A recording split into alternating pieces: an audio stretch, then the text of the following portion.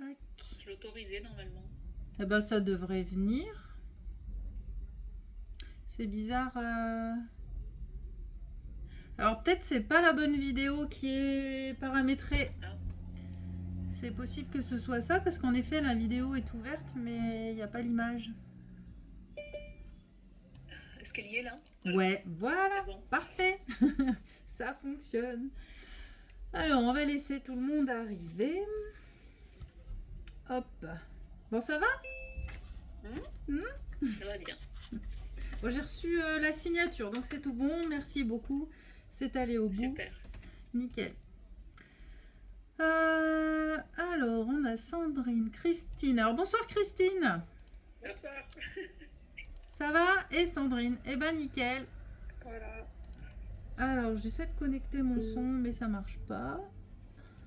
Pour mieux vous entendre. Hop. Alors, bah du coup, on va commencer tranquillement. Laisser les retardataires arriver. Pourquoi il n'arrive pas à se mettre... Bon, c'est pas grave. Du coup, ce soir, j'avais envie de reprendre un petit peu les bases de la théorie sur le lien entre les émotions et les douleurs. Du coup, celles qui sont déjà venues en conférence, ça va être un rappel, mais je pense que les rappels sont toujours bons à prendre, ne font jamais de mal. Donc voilà, on va reprendre un petit peu ce qu'on a dit, ce que je vous ai dit lors des conférences. Donc Annick, pour le coup, ce sera une découverte. Christine, je me souviens plus si vous êtes venue en conférence ou pas, je crois pas. Si, au tout début. Au tout début, on avait fait... Ah oui, à Fontaine. Oui, Ouais, c'est ça, d'accord. c'est ça. Voilà, du coup, pour toutes les deux, Sandrine et Christine, ce sera un peu une redite, mais bon, ça peut être l'occasion aussi, là, du coup, comme on est moins nombreuses, de pouvoir me poser vos questions. Parce qu'en fait, là, l'idée, ça va vraiment être ça, c'est de prendre tout le temps qu'il nous faut pour avancer tranquillement. Et si vous avez des questions pour éclaircir le truc, de ne pas hésiter à me les poser. En plus, là, bon, visiblement, vous n'êtes que 3. Donc, c'est l'occasion d'aller chercher, d'aller gratter un petit peu plus pour chacune qui est là ce soir. Mais avant de commencer, comme d'habitude, on va quand même commencer par une petite méditation de la gratitude pour se poser, pour s'ancrer un peu là dans l'instant, avant d'attaquer les choses sérieuses et de faire travailler, bouillonner les cerveaux. On va détendre les cerveaux avant de les faire travailler. Alors, je vais vous recouper les micros pour être sûr qu'on n'ait pas de son qui viennent nous déranger. Et donc, vous vous calez bien dans votre fauteuil, dans votre chaise, comme vous êtes. Vous allez fermer les yeux. Voilà. Et puis, on va commencer déjà par prendre 3 grandes respirations.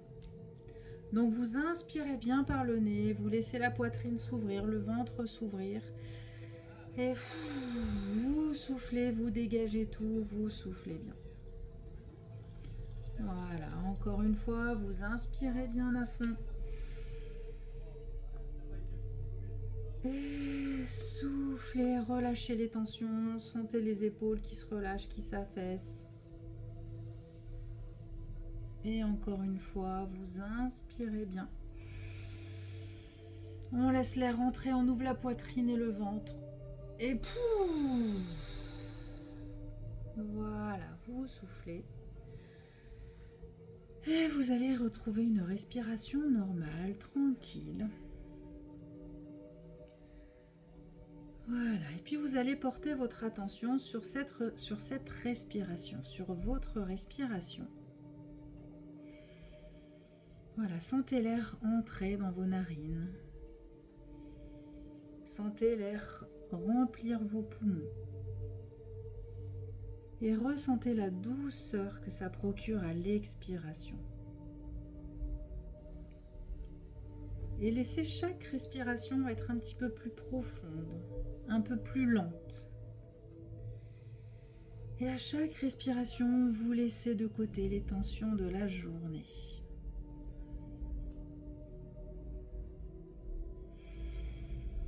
À chaque inspiration, vous accueillez la tranquillité, la détente.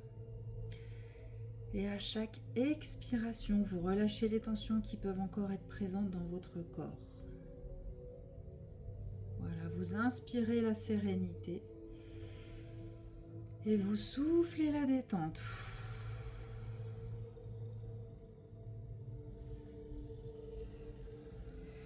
Et maintenant, vous allez diriger doucement votre attention vers votre cœur, votre espace intérieur de bienveillance et d'amour pour vous-même.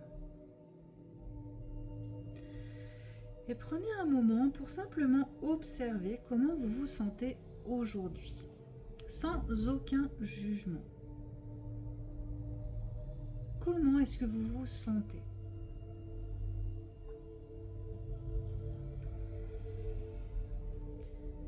Et maintenant, vous allez imaginer que vous êtes entouré d'une lumière douce et chaleureuse, une lumière de bienveillance.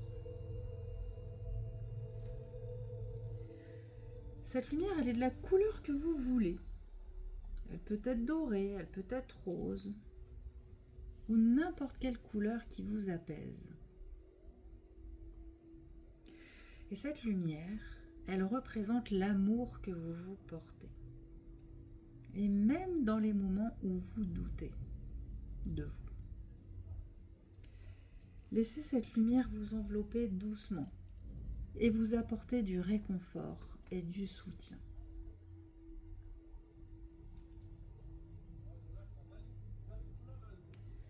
Et maintenant, je vous invite à penser à quelque chose dont vous pouvez être fier aujourd'hui.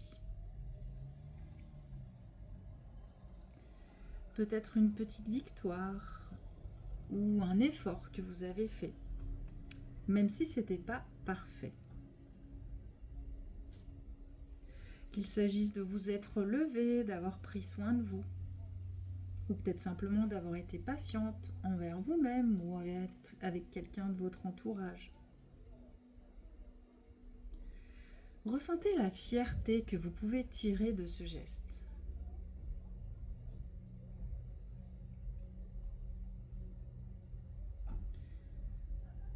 Voilà, prenez un moment pour savourer cette sensation, de revivre ce moment, de ressentir cette fierté.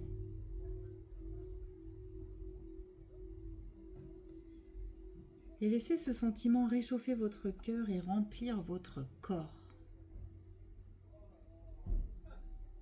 Et vous allez vous dire intérieurement et avec douceur, je suis fière de moi, j'ai fait de mon mieux aujourd'hui. Je suis fière de moi, j'ai fait de mon mieux aujourd'hui.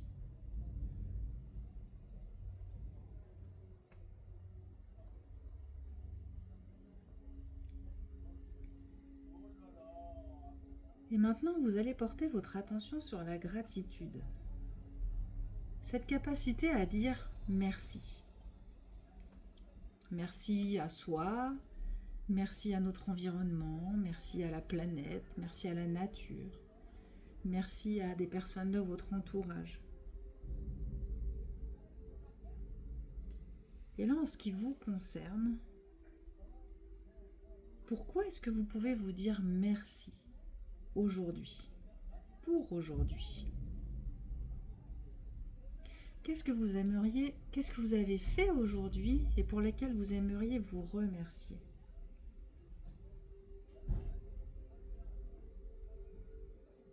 Peut-être merci d'avoir pris du temps pour vous.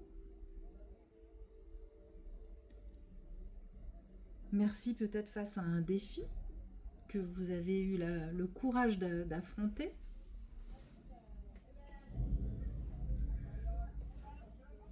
Et laissez monter cette gratitude que vous avez pour qui vous êtes, pour votre force intérieure, peut-être même pour tout ce que vous avez traversé jusqu'ici. Et à chaque inspiration, absorbez cette gratitude comme une énergie lumineuse. Et à chaque expiration, vous allez laisser partir toute autocritique ou tous les doutes que vous pourriez avoir. Remerciez-vous simplement, sans attente et sans condition. Merci mon corps d'avoir été là pour moi aujourd'hui. Merci mon cœur de m'avoir guidée. Merci à moi-même pour cette bienveillance que je me porte.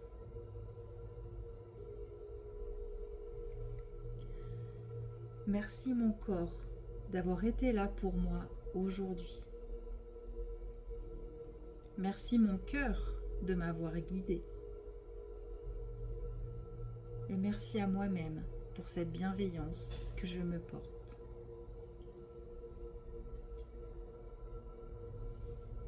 Voilà, sentez comme ces mots résonnent en vous. Ils viennent nourrir votre confiance en vous et renforcer votre estime personnelle. Et chaque remerciement que vous vous offrez est une petite graine plantée pour un amour de soi durable.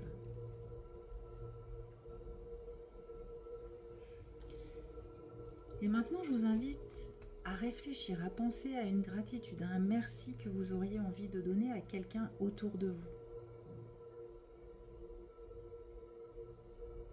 Ça peut être un proche, quelqu'un de votre entourage proche, un ami ou une amie, ou peut-être simplement quelqu'un que vous avez croisé aujourd'hui, qui vous a fait un sourire ou qui a fait quelque chose qui vous a donné le sourire et pour lequel vous aimerez le ou la remercier, même si vous ne la connaissez pas.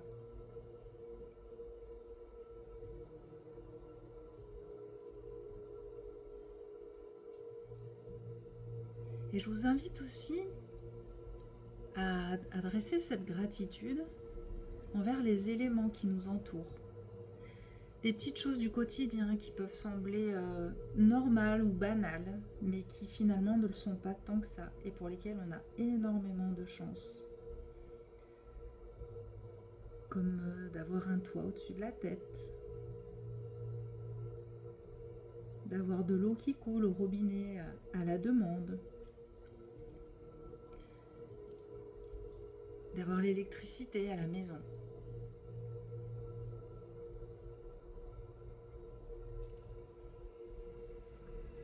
Voilà, et de prendre conscience de toutes ces choses qu'on a autour de nous, de toutes ces choses positives qu'on a autour de nous, eh bien, ça vous aidera à les voir de plus en plus, à les conscientiser, à les apprécier et à les voir de plus en plus facilement et d'apprécier votre vie de plus en plus au fur et à mesure que les choses que vous allez avancer.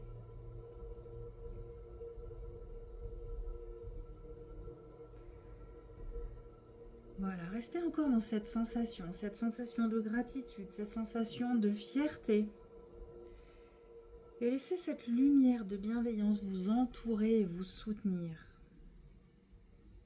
Vous méritez cet amour, vous méritez cette douceur. Et vous méritez de vous honorer pour chaque petit pas que vous faites vers votre mieux-être.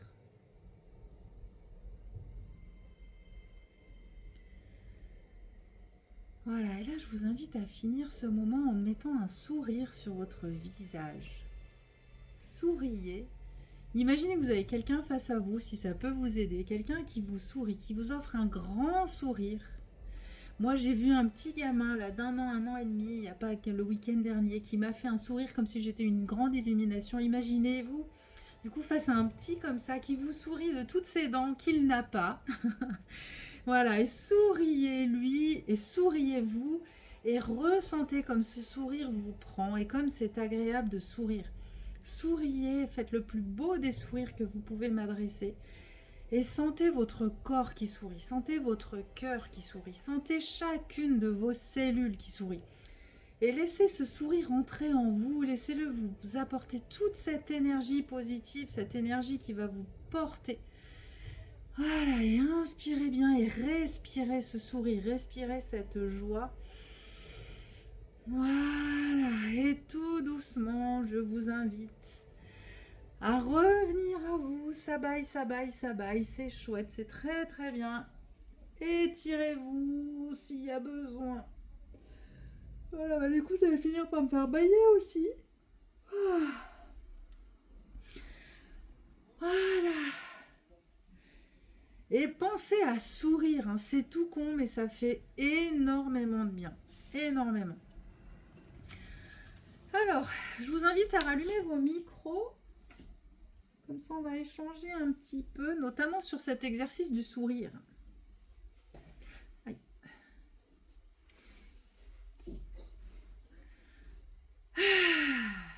Alors, bon, Annick, je pense que c'est la première fois que vous le faites, en tout cas avec nous à l'instant T. Et du coup, Sandrine et Christine, qui l'avaient fait déjà quelques fois, qu'est-ce que vous ressentez quand vous faites cet exercice du sourire? Est-ce que vous arrivez à sentir que ça rentre à l'intérieur et que ça diffuse ou pas? Ben, moi, j'arrive pas à sourire. Sauf là, bien sûr. Mais pendant l'exercice, quand je le dis, tu souris. Oui, ben, j'ai Mais du mal quand même. Je ça me rentre. force et c'est pas naturel, quoi. Et ça rentre au fur et à mesure, ça vient pas. Ça commence pas à prendre une autre dimension. Non. Dans ce sens-là, j'ai vraiment du mal. Bon, ben on va continuer. Hein. Il y a un moment où ça va, il y a un moment où ça va prendre. Mais oui. Et Christine? Oh, ben, oui, c'est vrai qu'au début, c'est pas. C'est un peu. C'est forcé. Le premier sourire est C'est un forcé. peu forcé, Oui. mais oui, si, ça vient quand même. Ça vient? Bon, bah très bien. Nickel. Et que j'ai bien conscience que sourire, c'est important et que je le fais pas assez. Ouais. Et en fait, ce qu'il faut vraiment vous dire... Alors, Annick, bah d'abord, vous allez partager, Annick. Du coup, quelle a été la sensation là, pour cette première de sourire? Alors moi, je sais que quand j'ai des choses un peu difficiles, je souris en fait, parce que ça m'aide. Tu vois, quand je fais Ah, du sport, en fin de compte, ça, je l'avais appris, j'avais fait une formation sur le mince, ça a coupé. Alors moi, j'entends plus. vertige, enfin, pour lutter contre ces moments-là. Ah, Ça a coupé, j'ai pas, j'ai entendu que la fin. je sais pas si peut-être... ah. Enfin, je sais pas si là tu m'entends, Ouais, ouais, c'est mieux ou pas? ouais, là c'est bon. Et en fin de compte, voilà, je sais que quand je fais un effort, Décidément. Mais c'est ça a coupé difficile. encore, je suis désolée, Annick. C'est dès que tu commences C'est à la dire, connexion qui est pas top. ouais, dès qu'il y a la phrase importante, poup, ça coupe. Alors on réessaye. Mais en fin de compte, oui, mon ordi me prévient que ma connexion n'est pas top. Ah, Mais ah je peux bah. pas faire grand-chose. Ouais, mais là, du coup, quand il n'y a rien de très important, ça fonctionne. C'est quand le message est important qu'il ne veut pas le faire passer. Ouais, ma connexion est sélective. Oui, c'est ça. C'est sélectif, hein, je peux rien faire. Je peux dire des bêtises. Mais donc, voilà, c'est je ça. vais Faut dire essayer. que des choses sans importance. Exactement. Voilà. Bon, du coup, c'est un exercice, oui, que tu as déjà pratiqué, alors, en gros, si j'ai bien compris. Ah non, mais ça veut pas. Ah, ça va être chiant, c'est dommage. Oui, oui, c'est ça. Puis moi, voilà, ce que je te disais, c'est que quand j'ai... Alors attends, je vais peut-être essayer d'enlever les écouteurs. Je sais pas si ça change quelque chose.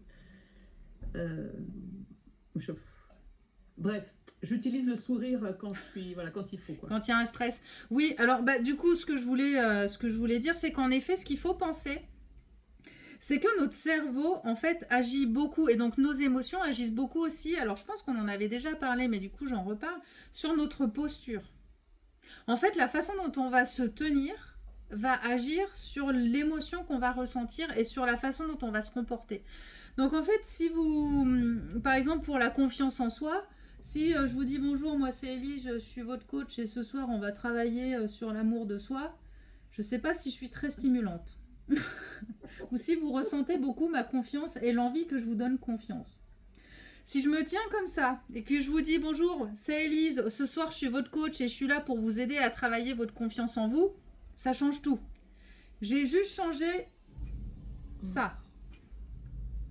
Si je vous dis là je suis super heureuse, je suis dans une joie de vivre énorme.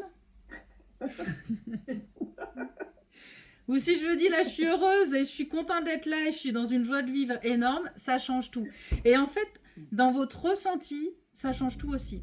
Donc des fois on peut se dire ah mais là j'ai pas l'énergie, je suis fatiguée, et que vous mettez un sourire et que vous vous redressez un petit peu, et ben vous allez voir. Alors peut-être c'est pas à l'instant T, mais plus vous allez le faire et plus ça va venir rapidement, mais votre posture va jouer sur votre morale. Et le fait de sourire, et que voilà, bah, je pense, Annick, c'est ça que tu disais, c'est-à-dire que quand tu as un événement un peu stressant ou un objectif un peu stressant, bah, le fait de mettre le sourire, et bah, ça va aider à trouver l'énergie. Et, voilà, donc Oui, c'est moi, ça. J'ai l'impression que le corps suit quand on sourit, en fait. Oui, exactement. Le corps suit. Alors peut-être que ça prend plus de temps et peut-être que ça demande plus d'entraînement parfois quand c'est vraiment très, très, très, très, très éteint. Mais entraînez-vous à le faire et vous allez voir que progressivement, ça va venir. Et c'est vrai que de se mettre ce sourire, enfin moi je sais que des fois j'y pense dans la voiture, je dis tiens souris, hop je me mets à sourire, je suis toute seule dans ma voiture. Et puis en fait le premier sourire il est pas agréable, enfin il est pas naturel, puis après plus je souris et à la limite j'ai envie de me moquer de moi. Donc ça me fait sourire après vraiment sincèrement parce que je me moque de moi. Et du coup le sourire vient et le sourire est là quoi. Enfin c'est... Des fois, ça peut aider, comme je vous disais aussi, là, de penser peut-être à quelque chose qui vous fait sourire pour avoir l'impression que le sourire est un peu moins forcé, mais de penser à un moment, ah tiens, ça, j'aime bien penser à ce moment, et hop, et l'air de rien, ça agit aussi sur l'intérieur, quoi, sur ce que vous allez ressentir à l'intérieur. Donc, c'est un exercice qui est bête, qui est facile, qui est important. Voilà, alors du coup, est-ce que vous avez envie de partager quelque chose par rapport à ça, ou ça va ? On continue, je vais vous partager l'écran. On va faire un petit type conférence. Hop. Voilà. Alors, je vais mettre présenter. Tac, présenter. Ça va, vous voyez mon écran? Oui. Voilà. Donc, on va revenir là, sur la lecture biologique, parce qu'en fait, c'est avec ça que je vous accompagne particulièrement pour vous aider à traduire vos émotions, enfin vos douleurs en émotions plutôt. Et donc, j'utilise la lecture biologique. Donc, la lecture biologique, c'est qu'en gros, on part de l'idée. En fait, le docteur Hammer a fait donc, il était un médecin allemand, donc a analysé des scanners de cerveau. Et ils se sont rendus compte que quand on avait des émotions, et en fait, ça venait à créer ce qu'on appelle un artefact. Donc, c'est un peu une stimulation à un endroit bien précis de notre cerveau. Et donc, notre cerveau, c'est une cartographie de notre corps. Donc, suivant où cet artefact va aller se mettre, ça va entraîner un symptôme différent sur un endroit bien précis de notre corps. Donc, en gros, l'idée, c'est de se dire que ils se sont rendus compte qu'une émotion particulière entraînait une information bien particulière sur un endroit bien particulier du cerveau et que donc cette zone du cerveau correspond à un endroit bien particulier du corps. Donc en gros, une émotion va entraîner un symptôme, va se répercuter sur un endroit bien précis de notre corps. D'accord ? Donc en lecture biologique, en gros, on part du truc inverse, c'est-à-dire on part du symptôme pour retrouver quelle est l'émotion qui a été à l'origine de ce symptôme. Est-ce que c'est clair pour vous, ça, cette idée ? Oui. Ça va ? Donc, en fait, c'est ça, la lecture biologique. Et puis, la lecture biologique mince. C'est quoi le mot ? Se repose, je ne sais pas si c'est le mot, se repose sur la biologie, sur la fonction de l'organe. Donc, en fait, quand un organe va être touché, on va réfléchir à quoi il sert, quelle est sa fonction, pour essayer d'aller définir quelle est l'émotion qui est derrière. Voilà, donc c'est avec ça, moi, que je vous accompagne pour vous aider à traduire vos symptômes. Donc, c'est ce qu'on appelle somatiser aussi, dans le langage un peu plus courant. Somatiser, donc c'est exprimer par le corps ce qu'on ressent à l'intérieur. Donc, les petites nuances, ça va être pourquoi et quand est-ce qu'on va somatiser. Oui. Donc, ce qu'il faut que vous sachiez, donc, c'est qu'on va somatiser quand on vit une émotion, notamment dans la solitude. Ça veut dire quand l'émotion ne va pas être exprimée. L'émotion ou le stress, ou quand en fait ce qui vient nous embêter n'est pas exprimé. Alors, ça peut être volontaire. Parfois, on se rend bien compte qu'une situation ne nous convient pas, qu'une situation nous dérange, qu'il y a quelque chose qui cloche, mais on n'ose pas le dire, soit parce qu'on a peur de la réaction de l'autre, soit parce que... Enfin, pour diverses raisons, on va garder pour soi ce qui nous dérange. Mais on a conscience que quelque chose ne va pas. Mais du coup, on va quand même le vivre dans la solitude. Et puis, très souvent, c'est involontaire. Ça veut dire qu'on n'a pas conscience d'à quel point la situation vient nous stresser, ou on a l'impression de gérer, mais en fait, on ne se rend pas compte que malgré tout, ça nous impacte, ou des fois, on n'a pas conscience du tout qu'une situation nous stresse. Parfois, c'est vraiment complètement inconscient. Moi, je me rends compte quand j'en parle, quand je donne les symboliques aux femmes, des fois qui sont au cabinet, qui en première intention vont me dire mais non, non, non, là ce que tu me dis, ça me parle pas du tout. Et puis après, petit à petit, alors des fois c'est en cours de séance, des fois c'est même à la séance d'après, où bah, le tilt est venu en me disant ah oui, en fait maintenant je me rends compte qu'en effet, cette situation-là me crée cette émotion-là. Mais en fait, je n'en avais pas du tout conscience. Donc parfois, c'est vraiment l'inconscient qui est là.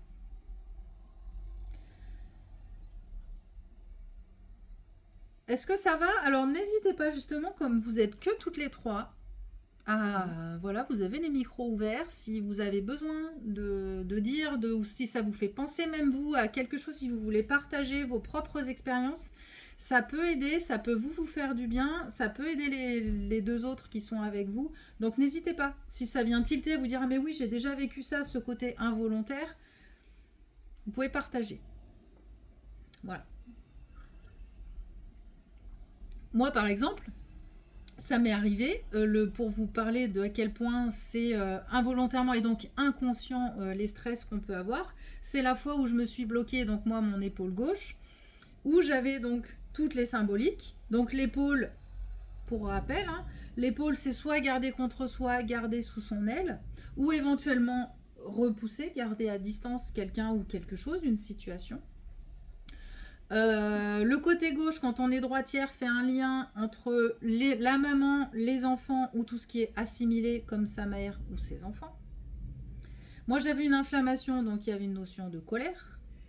Et en fait, je n'ai jamais trouvé le lien. Pourtant, j'avais toutes les symboliques, je n'ai jamais trouvé la situation. Jusqu'à ce que j'aille voir un de mes collègues qui me fasse prendre conscience qu'en fait, j'étais en stress. Donc à l'époque, j'étais encore kiné. J'étais en stress de ne pas pouvoir prendre tout le monde sous mon aile, de ne pas pouvoir materner tout le monde, parce que quand je suis en soins, je materne un peu, et donc mes patientes sont un peu comme mes enfants. Et en fait, c'est lui qui m'a fait prendre conscience de ce stress de devoir refuser des gens, de ne pas pouvoir prendre tout le monde, parce que j'avais une liste d'attente de 6 mois et que je ne pouvais plus dire oui. J'étais obligée de dire non très régulièrement aux personnes qui appelaient. Et en fait, c'était très inconscient. Alors, je me rendais compte que c'était compliqué de dire non, donc j'avais mis sur mon répondeur un message comme quoi je prenais plus de nouveau. Enfin, j'avais mis toutes les défenses possibles, en gros, moi, pour me protéger au maximum. Mais malgré tout, j'avais encore ce stress et je me rendais pas du tout compte à quel point ça me stressait. Voilà, c'était très inconscient. Et pourtant, je connais toutes les symboliques. Donc, c'est pas le fait de connaître les symboliques, forcément, qui vont nous aider à aller chercher ce qu'on a dans notre inconscient. Voilà, par contre, lui, votre corps vient exprimer ce que vous avez dans votre inconscient. Et c'est ça qui est chouette de travailler par le corps. Est-ce que ça vous parle? Est-ce que vous avez des... Alors justement aussi dans le côté inconscient, des fois ce qui peut aider, peut-être que vous en êtes déjà rendu compte, c'est avec vos amis ou votre entourage. Où vous vous rendez compte qu'une amie est en conflit ou qu'elle vit une relation difficile ou quelque chose de compliqué, et qu'elle vous dit que tout va bien, qu'elle gère, que ça lui pose pas de problème, que machin, mais que vous entendez très bien qu'en fait, il y a un souci, quoi. Comment elle fait pour pas se rendre compte? Comment elle fait pour pas se rendre compte que d'être fâchée avec sa mère, c'est compliqué, ou que... Est-ce que ça vous parle?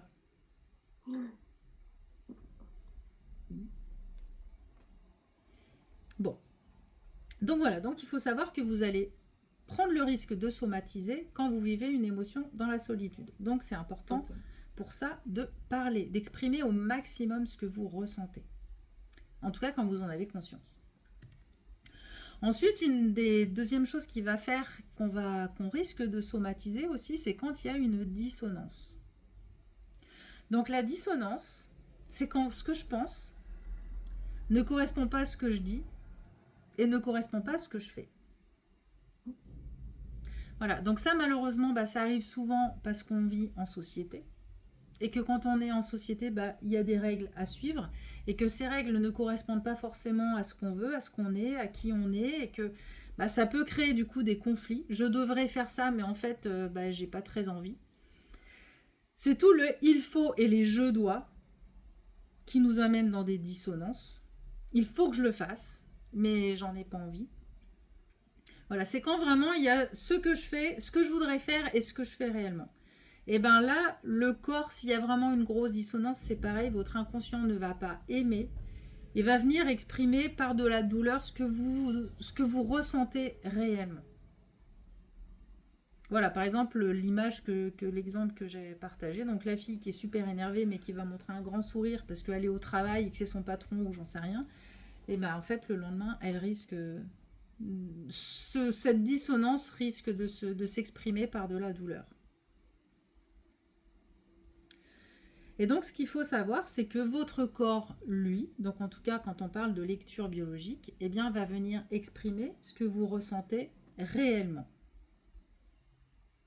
Si je repars de l'exemple juste avant, donc de cette fille qui montre un grand sourire alors qu'elle a juste envie de s'énerver, si jamais elle voulait hurler mais qu'elle s'empêche de crier, bah, elle risque d'avoir mal à la gorge parce qu'elle n'a pas exprimé ce qu'elle voulait dire par la voix. Peut-être qu'elle s'est serré les mains pour aller pas placarder d'un coup de poing celui qui l'a énervé, et peut-être que le lendemain, bah, c'est dans les mains ou dans les poignets qu'elle va avoir mal. Voilà, en fait, la douleur qu'elle va avoir va être vraiment en fonction de son ressenti, et pas en fonction de ce qu'elle aura vécu. Voilà, et ça, c'est vraiment important aussi d'en prendre conscience, c'est qu'on est tous très différents, et que face à une même situation, on ne va pas vivre les choses de la même façon. L'émotion que vous allez ressentir va pas être la même face à une même situation. Peut-être qu'il y en a une situation va la mettre en colère, alors que l'autre, elle va vivre ça pour de l'injustice. Enfin, après, je vais vous donner justement un exemple qui va détailler un petit peu plus ça. Et donc, en fait, la thématique qui va aller avec votre douleur donc, va être différente en fonction de là où vous allez avoir mal, en fonction du lieu de votre douleur, et en fonction du type de lésion. Si c'est une entorse, si c'est une inflammation, si c'est une rupture, si c'est un œdème, tout ça, ça va donner des choses différentes. Et ça va être encore différent si ça se passe au niveau de l'épaule, si ça se passe au niveau du cou, si ça se passe au niveau du genou. Ça va donner des thématiques différentes. Donc là, si je vous donne l'exemple du genou et de l'inflammation, donc l'inflammation, c'est la colère. Donc dites-vous bien, quand vous avez une inflammation quelque part, c'est que vous avez une colère qui n'est pas exprimée. Et c'est pour ça que nos émotions, c'est important d'arriver à les ressentir, d'arriver à les définir. C'est pas forcément toujours le plus facile, et d'arriver à l'exprimer. Et après, bah ça, on en parle quand on est ensemble en soins un petit peu plus. L'important, c'est d'arriver à exprimer, mais de manière, bienveillante, et surtout qui ne fasse de mal à personne. Et surtout quand il s'agit de la colère. Et c'est pour ça que la colère, des fois, c'est une émotion qui est assez difficile à des fois même à ressentir et à exprimer, et surtout vis-à-vis de nous, les femmes. On en a parlé sur quelques séances de coaching, mais je ne sais pas si vous étiez déjà là. La colère, c'est une émotion qui est difficile parce que pour une femme, se mettre en colère, c'est pas beau. En fait, on est élevé dans le fait que la colère chez une femme, c'est pas quelque chose qui se fait. Une femme ne doit pas, dans le commun des mortels, enfin dans l'éducation qu'on a en règle générale, ne doit pas se mettre en colère. C'est sortir de ses gonds, c'est montrer une mauvaise image de soi, c'est être violent. Donc c'est une émotion en tant que femme qu'on nous a souvent interdit d'exprimer. L'homme peut plus facilement se mettre en colère. Il a beaucoup moins de difficultés à se mettre en colère, à râler, à crier et à exprimer sa colère. L'homme, en contrepartie, a beaucoup plus de difficultés à pouvoir avoir le droit d'exprimer sa tristesse. Alors, heureusement qu'aujourd'hui, tout ça, c'est des choses qui disparaissent un petit peu, où maintenant les émotions sont plus facilement exprimables par tout le monde, quel que soit le sexe. Mais dans notre éducation, il y a quand même malgré tout qui est dans le fond. Donc je me rends compte que la colère, en tant que femme, parfois on a du mal à la cerner. Déjà, ne serait-ce qu'à se dire, mais moi j'en ai beaucoup qui me disent, mais je me mets jamais en colère, moi la colère, je ne connais pas. Voilà, donc je vous invite vraiment à réfléchir à ça, si vous avez des inflammations, déjà aux colères que vous n'exprimez pas. Et en allant réfléchir plutôt qu'à la colère, parce que parfois c'est justement un mot qui ne nous parle pas, de réfléchir au ça me fait chier, ou ça m'énerve. Ah là là, ça me saoule. À tous ces petits ça me saoule que vous avez dans votre journée. Et en fait, souvent, c'est tous ces petits ça me saoule qui s'accumulent et qui font qu'à la fin, ça crée une colère et que c'est le corps qui va exprimer par une inflammation. En général, il ne faut pas chercher une méga grosse colère. Parce que malgré tout, la méga grosse colère, la plupart du temps, on l'exprime. Ou en tout cas, on en a conscience. Donc là, ce serait plutôt les ça me saoule du quotidien qui s'accumulent et qui font que ça finit par imploser à l'intérieur et pas encore à l'extérieur, parce que vous ne l'avez pas encore forcément bien défini. Est-ce que ça vous parle, ça, cette notion de colère difficile à... Oui. Moi, oui, vraiment. Ouais, Oui, oui, ce que je disais une fois, moi, la colère, c'est une émotion que j'ai du mal à reconnaître chez moi. Donc, voilà, des fois, j'arrive à la reconnaître après. ouais. Euh, voilà, sauf quand ça peut arriver, je sais pas, en voiture ou choses comme ça, ou voilà, quelqu'un qui fait quelque chose de dangereux, oui, là, je reconnais, des fois, je peux être en colère, et ça, je le sens, Mhm. quand c'est vraiment quelque chose, une forte colère. Mais sinon, dans la vie de tous les jours, des fois, je me rends compte après. Mais il faut vraiment que j'y réfléchisse pour savoir quelle émotion désagréable c'était. Ouais, qu'il y a quelque chose qui a dérangé, quoi, qui est venu titiller le... Oui, Mhm. mais j'ai du mal à dire que voilà, c'était quelque chose que j'ai eu beaucoup, beaucoup de mal à comprendre, la colère. J'ai l'impression sauf dans l'éducation des enfants, mais sinon j'ai l'impression que j'étais jamais en colère en fait. Ouais, et oui. Et je crois que Sandrine, c'est un peu pareil, et Christine aussi, non? Il me semble que la colère, c'était... Ouais, c'est une émotion qui est compliquée. Ouais. Parce qu'en fait, C'est-à-dire que oui, quand on la manifeste, des fois, on se sent pas forcément mieux après. oui. Alors justement, après, c'est d'apprendre à la manifester correctement. C'est là toute la nuance. C'est-à-dire que la colère, en effet, c'est une émotion quand on l'exprime à l'instant T, à la personne concernée, surtout si c'est face à quelqu'un, si c'est une personne qui nous a mis en colère, c'est pas forcément la bonne idée. Parce que du coup, on va parler sur l'émotion, on va attaquer, et l'autre n'est pas la plupart du temps responsable de notre colère. En fait, ce qu'il faut aussi prendre conscience, c'est qu'en général, quand on est en colère, c'est qu'on a un besoin qui n'a pas été satisfait, mais qui n'appartient qu'à nous. Et souvent, quand on prend ce temps de recul, on se rend compte qu'en fait, on s'est mis en colère, mais qu'en vrai, le problème, alors c'est peut-être un peu dur à dire comme ça, mais le problème vient de nous et pas de l'autre. C'est-à-dire qu'il a fait quelque chose qui nous a énervés, mais ça, ce qui nous a énervés, ça nous appartient à nous et pas à l'autre. Et donc, l'objectif, c'est d'arriver à prendre ce recul pour prendre conscience, tiens, mais qu'est-ce qui m'a énervé? Et après, d'arriver à l'exprimer. Alors déjà, en effet, d'évacuer la colère, par contre, ça c'est important, et c'est pour ça que c'est vrai que la plupart, quand vous avez du mal à définir vos colères, je vous invite à noter toutes ces petites frustrations ou tous ces petits agacements que vous avez au quotidien pour ensuite arriver à les exprimer. Parce que l'objectif, c'est que ça sorte. C'est tant que ça ne sortira pas, votre corps va continuer à vous créer de l'inflammation. Parce que la colère sera toujours là. Donc il faut que ça sorte. Il faut que cette colère, vous l'ayez le plus facile, au mieux définie. Donc des fois, c'est plusieurs petites colères. Donc notez bien à chaque fois. Ah ça m'a énervé. Ah ça me saoule. Ah et puis ça. Donc notez toutes ces petites colères pour pouvoir ensuite les expulser. Et les exprimer, ça va être soit, alors je ne sais pas si vous remarquez que c'est plusieurs fois la même personne qui vous agace, vous lui adressez un courrier bien salé en disant bien tout ce que vous pensez, tout ce qui vous énerve dans ses attitudes, tout ce qui vous lui écrivez tout ce que vous ressentez, mais vous ne lui donnez pas la lettre, vous la détruisez. D'accord? L'objectif, ce n'est pas de défouler votre colère sur l'autre. Ça, c'est pas du tout productif. Et du coup, ça vous fera pas de bien parce qu'en plus, l'autre, du coup, va vous contre-attaquer, ça va finir en baston, ça ne sert à rien. C'est absolument pas productif. Donc, une colère, pour arriver à l'exprimer, il faut le faire pour vous. C'est vous qui avez besoin de faire sortir cette rage. Le but, c'est pas d'aller taper l'autre, le but, c'est de faire sortir la rage. Donc, vous pouvez la faire sortir par l'écrit, en y mettant des mots. Vous pouvez la faire sortir en hurlant dans un coussin ou en allant dans la nature ou même chez vous, si vous êtes tout seul et que vous pouvez vous permettre d'hurler, vous hurlez. L'idée, c'est que ça sorte de votre corps. Voilà, vous allez dans les bois, vous allez vous déchirer du papier, vous faites ce qu'il faut pour que ça sorte. Pour que cette colère, elle s'exprime. Et ensuite, suivant l'émotion qui reste après, ou s'il y a des choses à aller dire à l'autre, pour aller lui dire, bah voilà, quand tu as dit ça, ça m'a clairement mise en colère parce qu'en fait, ça me fait de la peine. Ou quand tu fais ça, ça me met en colère, mais en vrai, c'est parce que ça me rend triste. Souvent, derrière la colère, il y a soit de la tristesse, soit de la peur. Souvent, c'est parce qu'en fait, ça nous a blessés qu'on se met en colère.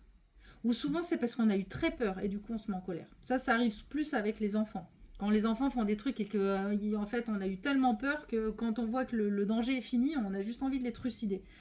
Et en fait, c'est la peur qui va s'exprimer. Ou quand on a frôlé, comme Annick, oui, c'est toi qui parlais des gens au volant. En fait, on s'énerve contre eux parce qu'ils nous ont fait peur. Et c'est pour ça que la colère vient. Mais l'émotion derrière, c'est la peur. Donc, ou souvent, donc la tristesse. Et donc, moi, je vous invite d'abord à évacuer votre peur et ensuite à aller exprimer à l'autre la vraie émotion que ça vous a engendré. Bon, en voiture, on va pas aller essayer de rattraper le mec pour lui dire « Oh, tu m'as fait peur !» Tant pis. De toute façon, en voiture, à la limite, c'est le moment où en général on somatise pas parce que c'est le moment où l'énervement il sort. Hein. C'est ouais, gros con, et tu pourrais faire gaffe. Là, c'est là les noms d'oiseaux, je crois qu'en voiture, c'est là où ils sortent le plus facilement. Mais voilà, l'idée, quand c'est quelqu'un que vous allez côtoyer régulièrement et avec qui il faut remettre les choses à plat pour éviter que ça se reproduise, c'est ensuite le plus possible, une fois qu'on s'est calmé, qu'on a évacué la peur, enfin la colère, c'est de prendre conscience, bon bah pourquoi j'ai été en colère, en fait bah oui j'ai eu peur ou oui ça m'a fait de la peine, et d'aller voir ensuite la personne pour lui exprimer. Voilà, quand t'as fait ça ou quand t'as dit ça, ça m'a fait, j'ai eu tellement peur que bah du coup je me suis énervée, ou en fait ça m'a tellement fait de la peine que bah c'est une défense hein, de se mettre en colère. Donc ça va vous aider. Mais déjà le premier truc, c'est de prendre conscience de votre émotion. Mais dites-vous bien, si vous avez une inflammation, c'est qu'il y a une colère qui n'est pas exprimée. Donc cherchez-la. Il faut la trouver, il faut la chercher. Voilà. Et après, suivant le lieu, donc bah là je vous ai mis l'exemple du genou. Le genou, c'est je plie, je me soumets. Donc s'il y a une inflammation au niveau du genou, c'est que j'en ai marre de me soumettre. Ou au contraire, si vous êtes tout le temps dans la résistance de tout le temps, ben non, moi je me soumettrai jamais, moi je suis forte, moi j'ai pas besoin, moi machin. Il y a aussi un moment où le corps il vient vous dire, il serait peut-être temps de t'adoucir et de plier un petit peu et de dire oui et de lâcher un peu ce côté trop rigide, trop strict. Et s'il y a une inflammation au niveau du genou, bah, c'est que cette situation, en plus, vient vous mettre de la colère.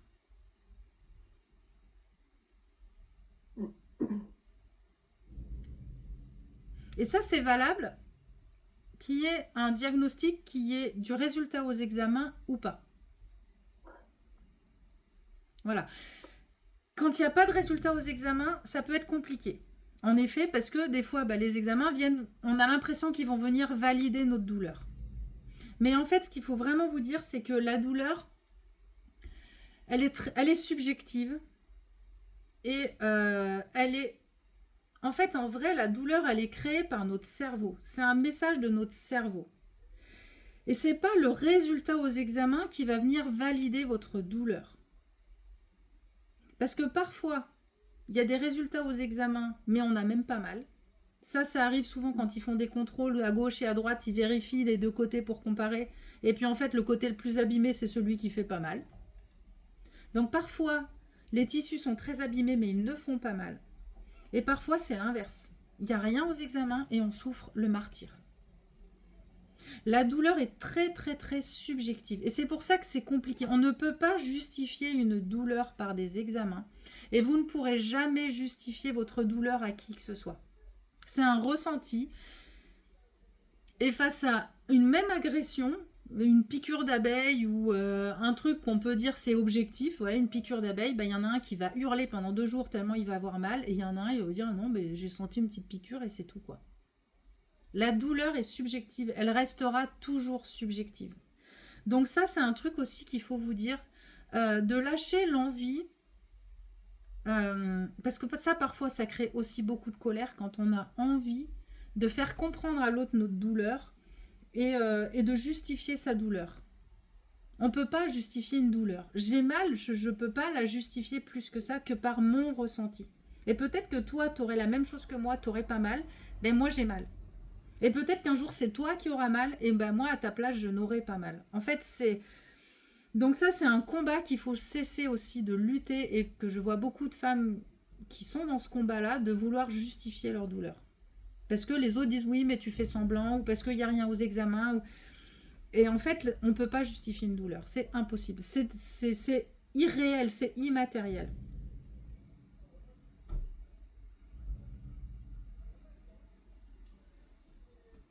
Ça va jusque-là? Est-ce que ça vous donne envie de partager quelque chose, de réagir, ou une question ou...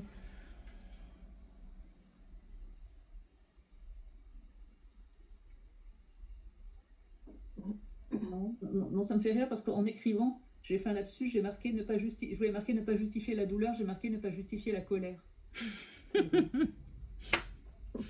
C'est bien aussi les lapsus. Ouais. Je sais pas l'interpréter, mais je trouve que c'est drôle. C'est toujours intéressant les lapsus. Par contre, la colère peut être justement justifiée.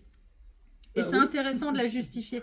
Et c'est ça, Il me oui, semble. c'est plutôt le Ça me semble contraire important. d'ailleurs. C'est que là, quand il y a une colère, cherchez vraiment à la justifier pour vous, hein, pas pour l'autre, hein, mais pour vous. De comprendre en fait, qu'est-ce qu'il y a derrière cette douleur? Qu'est-ce que ça vient? Qu'est-ce que cette colère vient toucher en moi? Et voilà, et comme je vous dis, c'est d'aller chercher la peur ou la tristesse qui se cache derrière la colère. Et pensez-y aussi quand vous êtes face à quelqu'un qui se met en colère. Ouais. En fait, essayez vraiment d'aller réfléchir à... S'il est en colère, c'est qu'en gros, soit il a une tristesse qu'il veut cacher, soit il a une peur. Et souvent, en fait, quand quelqu'un se met en colère, on a tendance à surenchérir en se remettant en colère par-dessus. Eh bien, moi, je vous invite plutôt à vous adoucir et essayer de réfléchir, bon, ok, j'ai dû le toucher, ou quelque chose l'a touché qui le rend triste, ou peur. Et j'en reviens avec le côté homme, parce qu'on a beau avoir envie de l'égalité homme-femme, on est quand même très différents. Dans nos gènes, on n'a pas la même éducation, même si aujourd'hui on essaie, comme je vous disais, quand même de remettre les choses plus équilibrées. Malgré tout, dans nos transmissions, il y a quand même des grandes différences entre les hommes et les femmes. Et comme je vous disais, l'homme se met facilement en colère, ou il a le droit plus facilement de se mettre en colère. Et il se met plus facilement en colère. Mais aussi parce que lui, il n'a pas le droit d'exprimer ses peurs et ses tristesses. Donc quand vous voyez votre homme en colère ou un homme en colère, essayez plutôt de voir quelle tristesse ou quelle peur il a au fond de lui, que même lui-même, des fois, ne s'autorise même pas à ressentir. Parce qu'un homme qui a peur, c'est pas normal. Un homme qui est triste, ça ne doit pas non plus. Un homme ne doit pas pleurer. Mais surtout, si c'est un proche, si c'est un inconnu, on s'en fout. Mais si c'est un proche, je vous invite quand même à essayer de réfléchir à ça et voir aller vers lui avec une autre démarche. Un proche qui se met en colère, limite, faites-lui un câlin. Il a besoin d'être rassuré. Mais lui dites pas, parce que d'abord, il va pas en avoir conscience, et puis du coup, il va se sentir encore plus agressé. Si vous dites, oh, viens là, je t'ai fait, tu as dû avoir peur, tu dois être triste. En fait, son autodéfense va se mettre encore plus en défense, mais sans qu'il en ait conscience. Mais voilà, c'est attends, viens, tiens, j'ai envie d'un câlin, tiens, tu veux pas me faire un câlin? Et en fait, sans le savoir, du coup, lui, vous savez que vous allez aller le calmer, et lui, sans le savoir, en pensant vous calmez-vous. Enfin, voilà, ça peut être une bonne astuce pour calmer un conflit qui s'installe. Bon, après, une fois que c'est parti trop en cacahuète, c'est difficile de dire, viens, on va faire un câlin. Mais quand vous sentez que ça commence à monter le ton, c'est ou viens, on s'assoit, on va respirer, ou voilà, un truc. Parce que vous savez que vous avez touché en lui une émotion qui est interdite, en tout cas dans son inconscient. Voilà, ça peut être important parce que, voilà, et même avec les femmes, hein, c'est pareil. Mais c'est vrai que les hommes, ils ont cette difficulté-là. Moi, j'essaie maintenant de le faire de plus en plus avec mon mari. Quand le ton commence à monter, de plus en plus, j'essaie d'aller et de dire, tiens, on va faire un câlin d'abord, parce que là, je suis fatiguée, j'ai envie d'un câlin. Et même si je sais que c'est pour lui, mais du coup, je fais penser que c'est pour moi, et du coup, ça vient aussi, lui, le faire redescendre d'un cran, quoi. Parce que je sais que maintenant, je sais que quand il se met en colère, c'est que j'ai touché une tristesse ou une peur. Et après, l'idée, c'est aussi, pour vous, c'est important de les définir, mais pour un très proche, c'est aussi important de définir quels sont ses points sensibles, pour éviter aussi d'aller, d'aller directement, d'aller autrement, je veux dire, sur le sujet, pour pas le piquer à chaque fois sur ce sujet-là. Ça vous parle? Vous comprenez l'idée? Oui, tout à fait.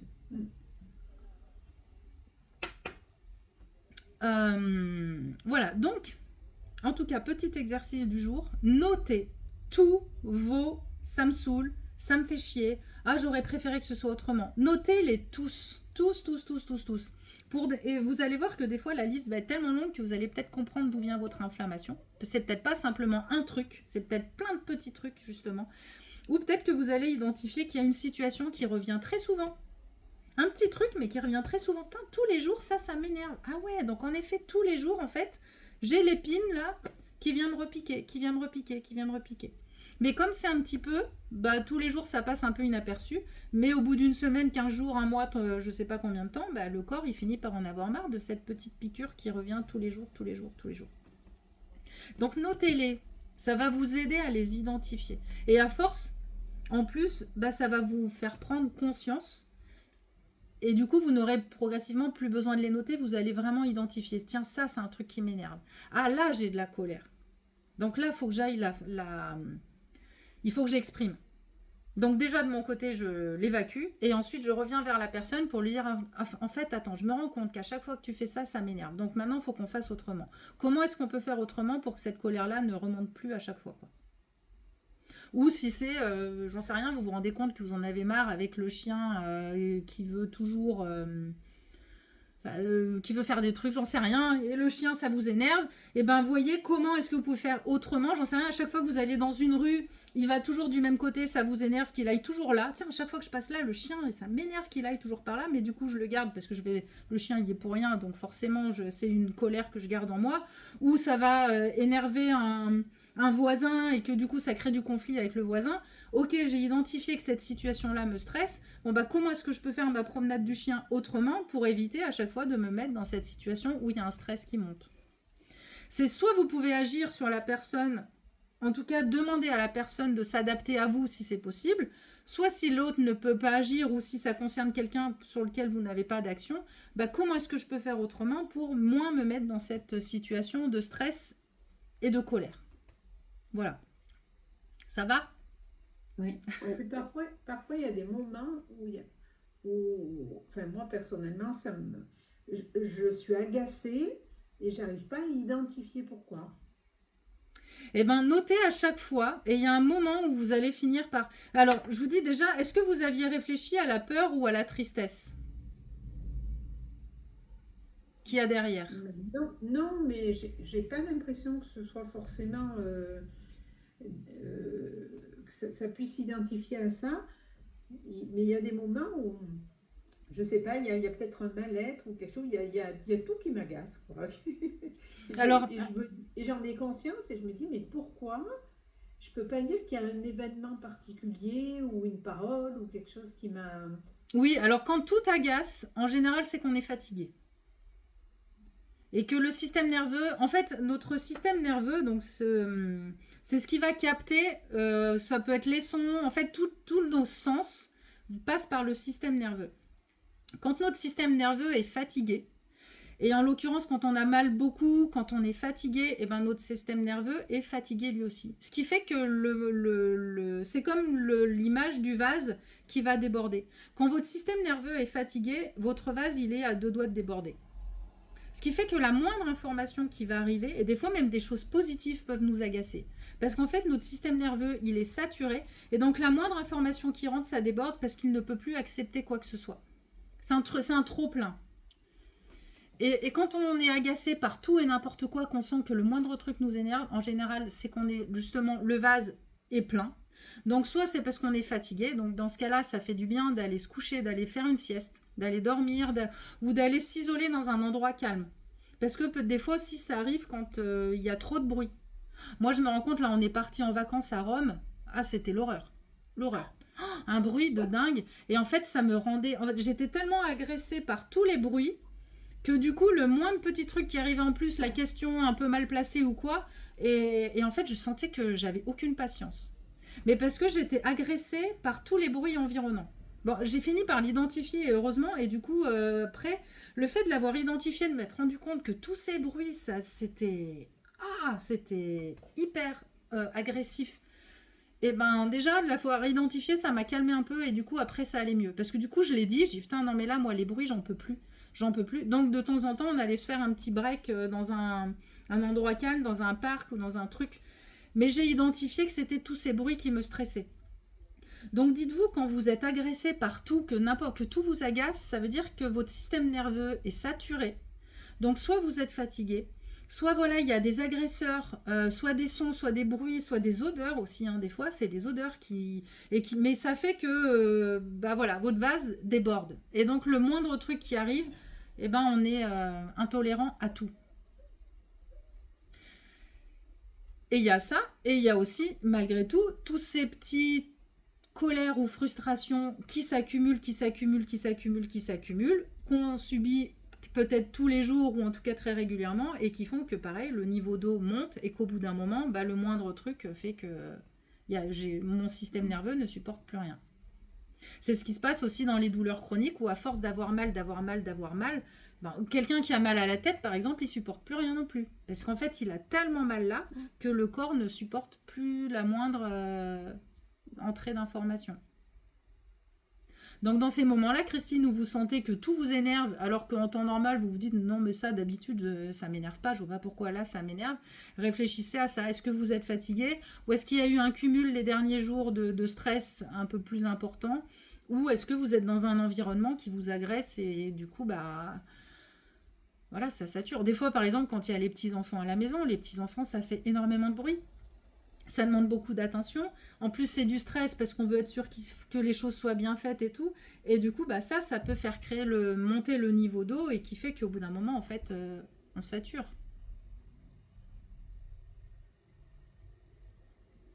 Voilà, mais déjà, ça vous donne des pistes d'aller réfléchir à ça, quoi. Aller chercher ces petits agresseurs. Est-ce que ça vous parle? Oui, oui, oui. Voilà, d'aller chercher ça. Bon, bah, je vois qu'il est déjà 19h. Ça fait déjà 1 heure qu'on cause de tout ça, ou presque. Du coup, on va laisser là où on en est là. Pour la conférence, on va faire... Alors, je vais arrêter le partage. Tac. Voilà, comme ça, je vous revois. Et puis, ce qu'on va faire là, en fait, l'idée, c'est que j'ai vraiment besoin et envie que vous compreniez bien tout ça pour que vous puissiez mieux comprendre et encore mieux implémenter tout ce qu'on voit ensemble, à la fois sur donc l'espace de développement personnel que vous pouvez aller voir.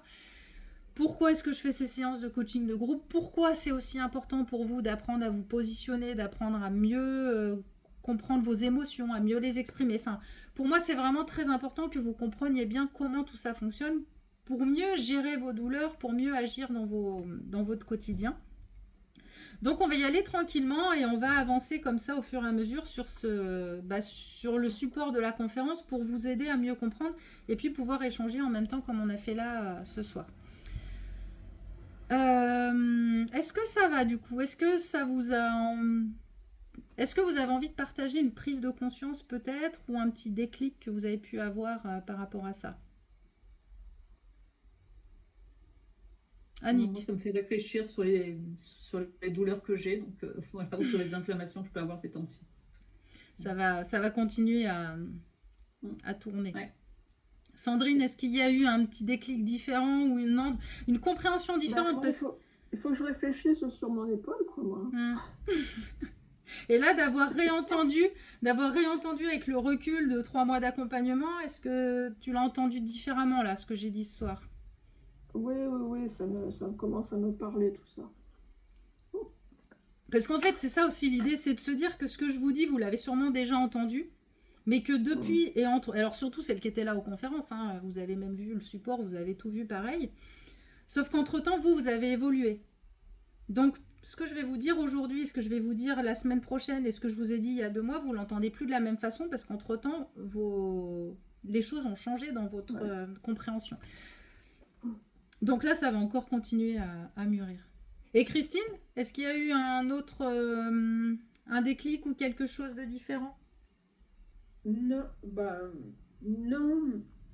Enfin, c'est vrai que je prends conscience, voilà, des émotions, voilà, depuis tous ces mois-là. Mais par contre, par rapport aux douleurs, mes douleurs, j'ai vraiment l'impression que c'est une sinusoïde. Et je ne fais pas toujours le lien entre les douleurs et les émotions. Moments où j'ai l'impression que ça va mieux, mais j'arrive pas à savoir pourquoi. Et quand ça va plus mal, je sais pas pourquoi non plus. J'ai pas. Le lien est difficile à faire encore. Oui. Ouais. Bon, bah peut-être que petit à petit ça viendra. Et puis après, faut se dire que la douleur vient parfois. C'est pas instantané, donc faut réfléchir déjà. C'est pas le jour même, c'est 1 ou 2 jours avant. Et puis, comme je vous dis, que le problème, c'est que quand l'émotion est inconsciente, c'est difficile d'aller la chercher. C'est difficile. C'est pour ça que moi, je suis aussi là pour vous aider à repiquer et à repointer du doigt et à insister sur les trucs, quoi. Bon, ben on va finir pour se poser quand même, parce que là, je pense qu'il y en a beaucoup dans la tête. C'est un peu lourd comme sujet. On va finir avec un petit moment de respiration, de cohérence cardiaque.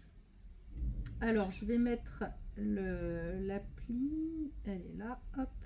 Donc, la cohérence cardiaque, vous allez voir, il va y avoir un son. Donc, le ding aigu, c'est l'inspiration, et le dung plus sombre, plus grave, c'est l'expiration. Et donc, on inspire et on souffle sur 5 secondes. Voilà, pendant quelques minutes, on va faire ça. Donc, normalement, vous allez entendre le son avec moi. Donc, on inspire quand ça fait ding aigu et on souffle quand ça fait dong grave. Voilà. Je vous invite à fermer les yeux et à vous laisser porter par ça. Et on va finir donc en respirant. Voilà, donc je le lance. Hop. Mince, je l'ai éteint. Je vais y arriver. Voilà.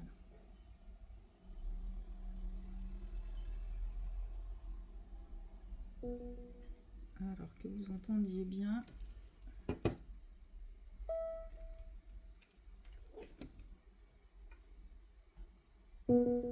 Vous entendez là, c'est bon le son? Oui, c'est bon. Voilà.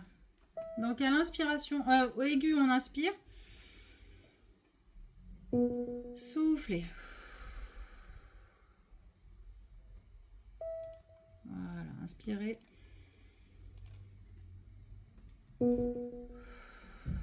Voilà, vous inspirez bien par le nez, vous laissez la poitrine et le ventre s'ouvrir.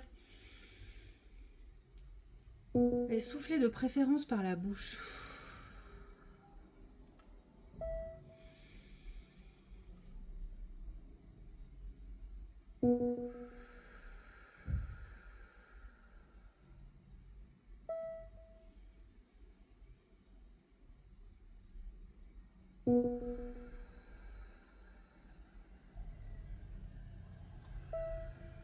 Voilà, laissez bien l'air entrer.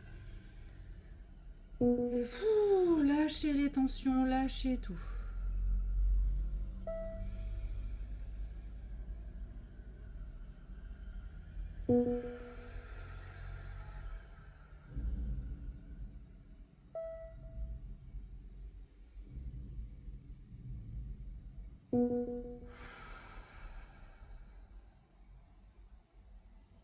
Voilà, inspirez, laissez bien l'air entrer dans les poumons, dans le ventre.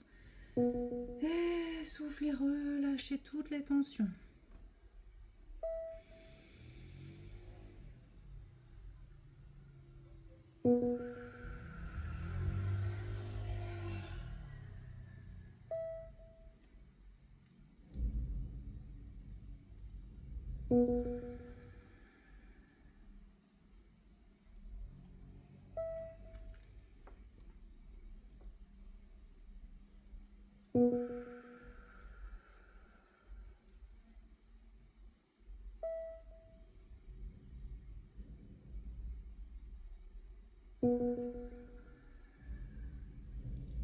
Voilà, on en fait une dernière.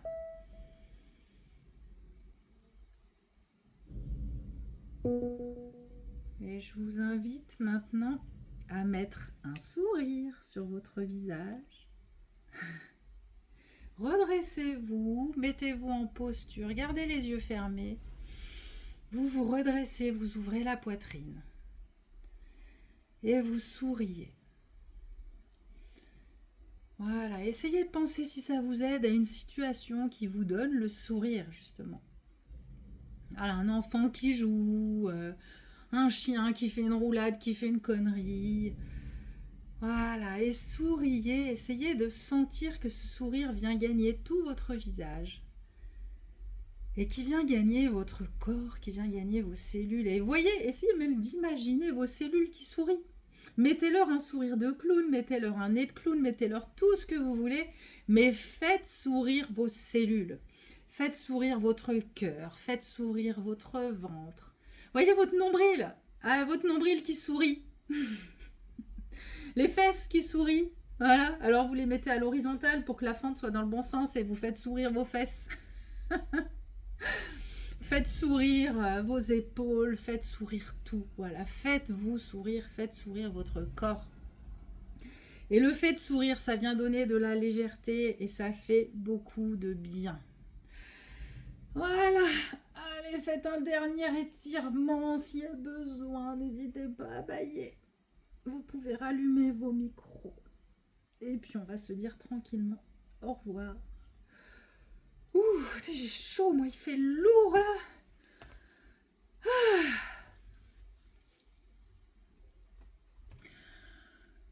Voilà, comment vous vous sentez en cette fin de... J'ai oublié de faire le mot du début, on va faire le mot de la fin. Détendu. Détendu. Bon, bah super, Christine, nickel. Décontracté. Décontracté. Eh bah c'est top. Et Sandrine? Bah, détendu aussi, j'ai mes épaules qui ont lâché là. Ah, génial. Ah bah super. Super. Bon bah moi je suis ravie. Le mot de la fin, ça va être ravie. Et faites cet exercice, vraiment cet exercice du sourire. Vous allez voir qu'au fond, dans votre inconscient, en fait, beaucoup des tensions viennent du stress. Quel que soit le stress, c'est des émotions qui viennent nous contrarier. Le fait de sourire, le fait de faire penser, même si c'est artificiel au départ, de faire penser à notre inconscient qu'on va bien, qu'on est en sécurité, qu'on est joyeuse, et bah ça va faire lâcher des tensions. Donc même si c'est vous imaginez des conneries, comme je vous ai dit, des trucs qui vous font rire, et ben faites-le et vous allez voir que ça va vous faire du bien. Voilà, bon bah ça baille, c'est nickel, c'est très très bien. Et ben merci beaucoup pour votre partage, pour vos échanges et bonne soirée, bonne nuit. Merci. Bonne soirée, à Bonne soirée bientôt. à toutes. Et puis à bientôt. Allez, au revoir. Au revoir. Au revoir.